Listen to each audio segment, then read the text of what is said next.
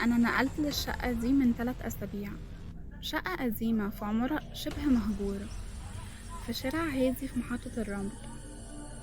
السعر كان مغري جدا، البلكونة على البحر والمساحة كبيرة، بس الجيران تقريبا مش موجودين. أول حاجة بدأت ألاحظها الهدوء اللي مش طبيعي، يعني حتى صوت الشارع مش بيوصل، كأن الشقة متقفلة عن العالم كله. بس بعد 4 أيام بالظبط سمعت حاجة. كنت قاعدة في أوضتي بالليل والبيت ساكت تماما، وفجأة سمعت صوت خربشة جاية من ورا الحيطة. حطيت ودني وكنت بضحك على نفسي، يمكن فار، لكن اللي سمعته كان همس،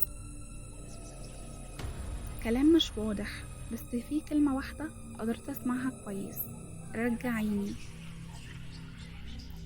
قفلت النور وقلت يمكن أنا بتخيل، بس الصوت رجع تاني يوم وفي نفس الوقت، بس المرة دي كان في تكة كده كأن حد بيخبط من جوه الحيطة 3 مرات ويسكت، وبعدين همسة: أنا لسه هنا. قررت أتكلم مع صاحب البيت، راجل كبير قابلني بالعافية. سألته: هو في حد مات هنا قبل كده؟ وشه اتغير وقال لي الشقة دي كانت مقفولة من 20 سنة، ومن ساعة ما اختفى الولد. سألته: اختفى؟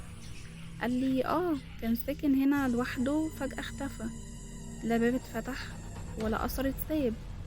البوليس دخل وكسر الحيطان بس مفيش حاجة. اختفى كأن الأرض بلعته. ومن ساعتها أي حد يدخل الشقة بيبدأ يسمع صوته. أنا حرفيا جسمي أشعر. رجعت الشقة وأنا قلبي مقبوض، وقلت أجرب أسجل الصوت اللي جاي من الحيطة. شغلت الموبايل وسكت، وفجأة بعد دقايق ظهر الصوت، لكن المرة دي كان واضح جدا: رجع المفتاح وافتح لي الباب. مفيش عندي مفتاح، أنا أساسا معايا نسخة واحدة من باب الشقة. بدأت أشك إن في فتحة جوه الحيطة. قررت أجيب عامل يفتح الحيطة اللي ورا السرير، بس وهو بيكسر في الطوب وقف فجأة وقال لي في حاجة غريبة جوه. الراجل ساب الشغل ومشى، وأنا دخلت أبص، لقيت الفتحة الصغيرة دي كأنها حجرة متقفلة جوه الحيطة، وفيها مراية صغيرة، وجنبها ورقة مكتوب فيها: اللي بيشوف وبيسكت دوره جاي.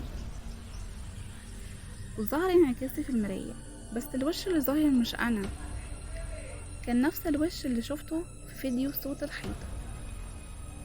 ومن يومها كل ما أبص في المراية الانعكاس بيتأخر ثانية، وأوقات بشوف نفسي وأنا نايمة بس وأنا واقفة.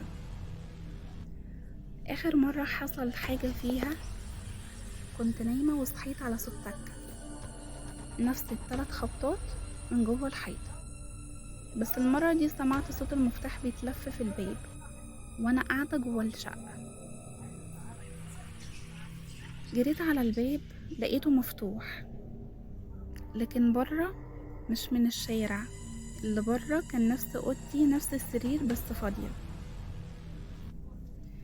انا حاليا مش متأكدة هو انا اللي ساكنة هنا ولا انا بقيت الصوت اللي جوه الحيطة.